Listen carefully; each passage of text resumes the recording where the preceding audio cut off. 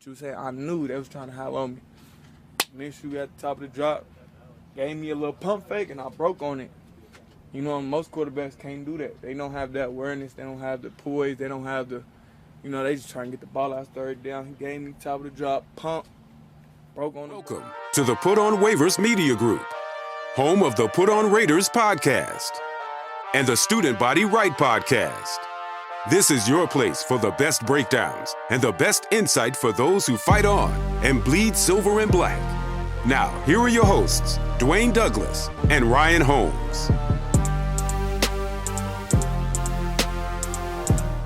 And welcome everybody to another glorious episode of the Put On Raiders podcast. I'm your host, Dwayne Douglas, and I'm podcasting off the beautiful shores of the Pacific Ocean.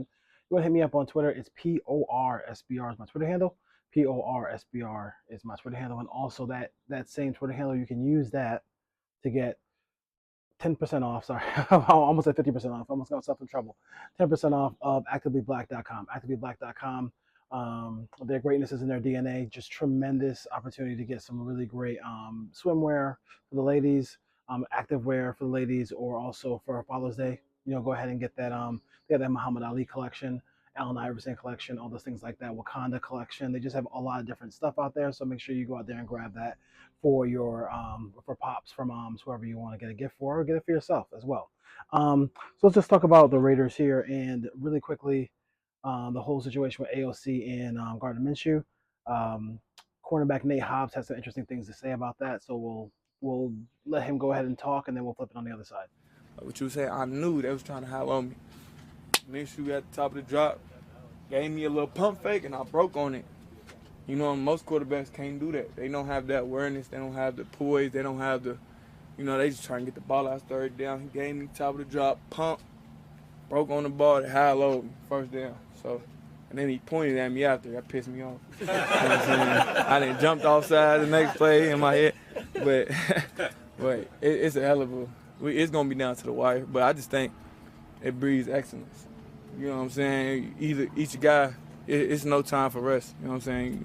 Bring the best out you. Cool. So, really nice, little snippet there for Nate Hobbs there, who really is a guy who a lot of Raider Nation loves, right? Nate Hobbs, but Nate Hobbs has to kind of stay on the field.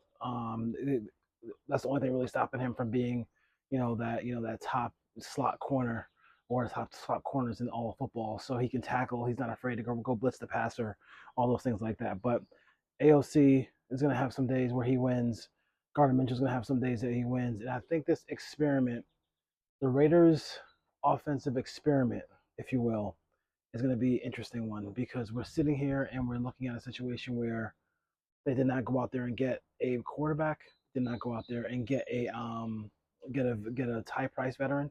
They didn't go out there and get a guy who's a top draft pick, top 10 draft pick. They didn't get any of those guys. So now they're in a situation where they're going to have this experiment where they're going to try to improve the team around the quarterback and see if they can win big in that process. I don't know if they can. I think the AFC is just loaded with quarterbacks, but it's going to be interesting. It's an interesting thing to see if they actually are able to do it.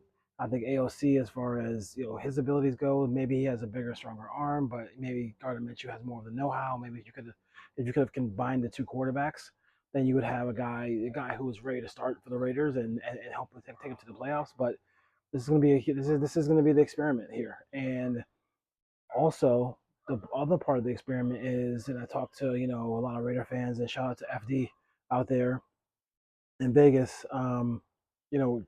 Can just being in a happier state, a happier workplace, a more fun workplace, be the thing that helps you win more games, right? Is that going to be enough for the Raiders to win more games? Are they going to be able to win more games just because they are just in a happier state as a franchise, as far as not having to go by the Patriot rules, not having to worry about John Gruden and his foolishness with not letting people pick their quarterbacks off in practice and OTAs and training camp and things like that. So, is that going to be that's a huge factor in this whole thing is do the Raiders, get AP, who I guess he gave him the last day off, and they get to go home early.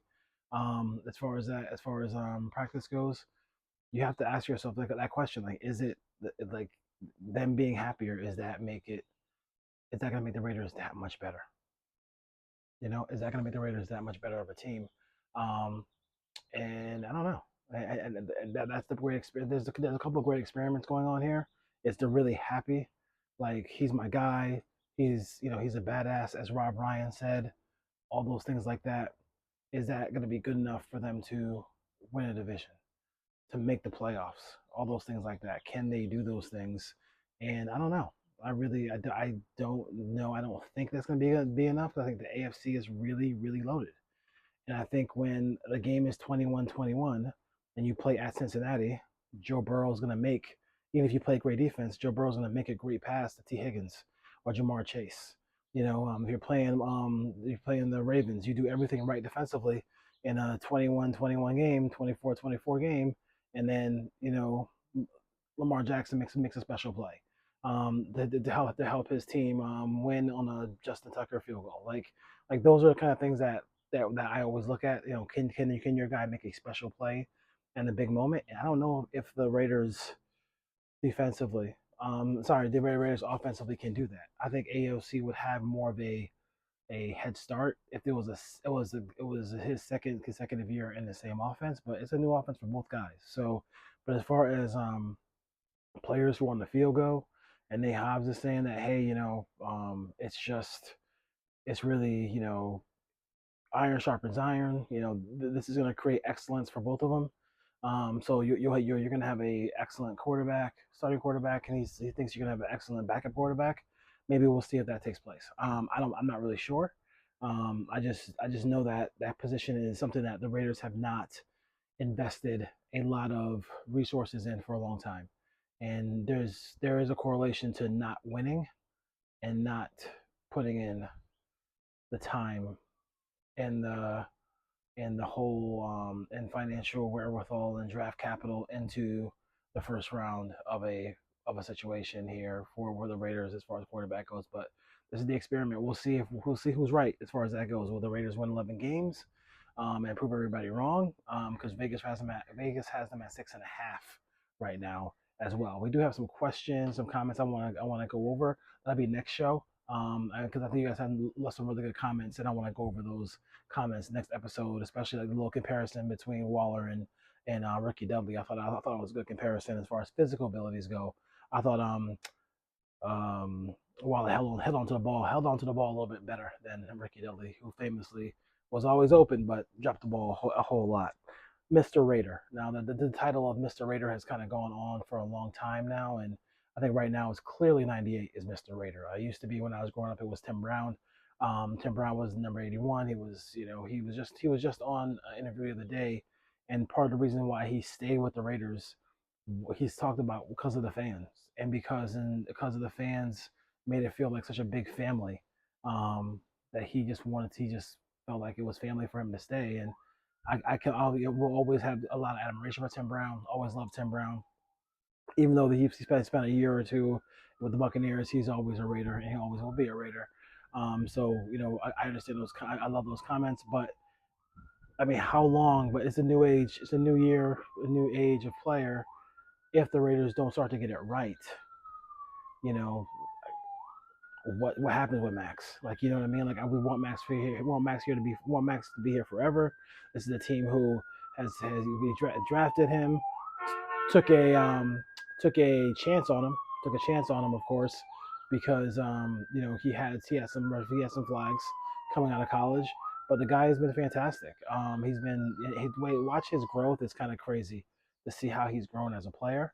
And you love to see that if you're a Raider fan. He is no question about it. He is Mr. Raider. He runs the franchise. You could sit there and say that he solidified the hiring of Antonio Pierce. I mean, that was something that's he said, I don't want to be here if Antonio Pierce is not going to be here. So, for the owner, I'm sure he made a decision beforehand, but we'll have to see, how that kind of rolls over. But at the end of the day, I mean, he's Mr. Raider, and like they have to not let his career be a Tim Brown career. And when I say that is like Tim Brown was an elder statesman. He was like on the other half. He was still productive, but he was on the other half of his career when he was able to get taste what it tastes like to win playoff games, to be in the playoffs consecutive years, to play in an AFC championship game in his building and beating the Titans and going to the Super Bowl. Like those are the kind of things that you just love to see.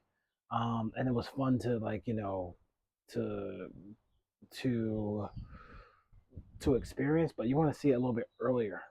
That to me that would have been better if it was in Tim Brown's the earlier part of Tim Brown's career, not the late part of Tim Brown's career. And I don't want to see that with Max Crosby. So that's why I was really pulling and hoping for that the Raiders would go out there and get a either a frontline starter, quarterback, or go get a quarterback in the draft they could build around. And because that's the way people are doing it in the National Football League now. I don't know. We'll see. We'll see if he has that same trajectory where he is just a guy who, um, is just been on the team for a long time and not had any success off the field. I'm sorry. I mean, sorry. In the not off the field, but in the postseason, getting to the postseason, and we're still just looking up in the standings at, um, you know, at the Chiefs winning another Super Bowl. Can they stop that? And I think that's one of the things that we have big questions about. Can the Raiders stop the Chiefs? I'm not even worried about the chart. I'm not worried about any other team. Can they stop the Chiefs? And can they win the division? I mean, that's going to be huge. Can they win the division? And I'm not sure if they can do that this year. A lot of their success is going to be tied to the offensive line. And I know they moved the offensive line around a little bit. I do like the offensive line. I think I wish, to be honest with you, I just wish Andre James was not necessarily the center. I'm not in love with Andre James at center. I would like to see either Parham or just Powers Johnson be the center, but that didn't happen. So it is what it is. But they still have a good. I think they have a better offensive line. I don't like the offensive. I don't like them kind of telling the world they're going to run more zone. Like let the league figure that out on their own when they watch the Raiders on film, rather than tell everybody what you're going to run. But it's all. I mean, the one thing that NFL coaches do around the league, and I just heard an interview with Wink Martindale and talked about just attacking people's protections. That's how he's been successful at getting to the quarterback, in his defenses that he's run. And I would say that would be something that I would look for. You got to look for that spot where there Mumford is, where possible DJ Glaze is, because I mean Glaze is going to play at some point this year. So is he going to be able to hold their own against the Bosa's, the Khalil Macks, any of these big time rush guys in the National Football League in the AFC? Can they hold their own against those guys? That's going to be a big question. I think that's going to be a big question for this offensive line. I think the offensive line right tackle spot is going to be a big question mark. And also, we hearing a little bit of rumblings about in OTAs and minicamp about Jacorian Bennett playing better, and that he got that year one out of the way. Now we can just come in and be a pro. We'll see. We'll see. I mean, I liked him at Maryland. I thought he had a tremendous amount of talent out of the University of Maryland. So I would look at him, and maybe listen, like all these veteran corners that everybody wants the Raiders to go after, they don't want to go to training camp, so they're just going to keep when every day they wait, they're waiting for injury. Those guys are smart. They're waiting for somebody to get hurt, and they're also waiting for somebody to. They were also waiting for that. And from the Raiders side, it's like, hey, the price goes down as long as the league stays healthy at that position. So if the league keeps staying healthy at cornerback, then you don't have to worry about guys like Stephon Gilmore or Dory Jackson signing anywhere, because they're not gonna have much negotiating power. But as soon as somebody gets hurt, you have a team. The Jaguars have a couple of corners go down. The Raiders have a corner go down. Knock on wood. Then all of a sudden, Stephon Gilmore's agent can pick up the phone and say, "Hey, you guys are gonna start. You're really gonna start a fourth round, fifth round corner? I don't think so. I don't think so. So let's just go ahead and make a deal here. That's gonna be huge. That's gonna be huge to see if they're gonna be able to do that. I'm looking forward to seeing. I like the corners they drafted. I like I like Tucker out of Air Force. So I want to see how those guys develop. You got to develop players. You can't just plug in vets everywhere. So it'd be interesting to see how the Raiders handle those situations here as we hit a little bit of a dead period here coming up. But we'll always keep you covered with some good stuff. But a little bit of a dead period here as well. One thing I did want to talk about is we're going to do a Raider Classic episode. So it's a Raider Classic, and it might be a win or a loss. It won't be just because the Raiders lose the game doesn't make it not a classic game. But if you remember the game a while back, Rich Gannon at Peyton Manning, the Raiders got down huge in that game. They scored almost 40 points in that game to have to win it. But that was a great game, and I wanted to kind of go over go over that game. That game was fun to watch, so we'll do that as well. And then on the signal caller, we will have we'll talk about Trevor Lawrence. Talk about his what he's done, and there's just a lot of Brock Purdy stuff going on this this offseason. I mean, next thing you know, somebody's gonna be telling me Brock Purdy is the best quarterback in football. So I like Brock Purdy, but we'll talk about that. I'm gonna have Solo come on. We're going to signal caller and do that. And then USC fans, I always got you with some USC stuff as well. And that Gavin Myers breakdowns coming up as well too. I won't do that probably. I'll probably throw that out there on Monday morning. Monday morning we'll get that Gavin Myers um, breakdown for you as well. So somebody right, USC podcast is covered. We got the sitting caller, and then this is of course the Put On Raiders podcast. So more stuff coming out for you this week. Orion is away, so this is a busy time for him. As we know, so we'll talk about when we get him back, and we'll talk. We got some other guests coming up as well during the summertime. But watch out for that Raider Classic episode around Raiders Colts coming up not too long from now. All right, peace.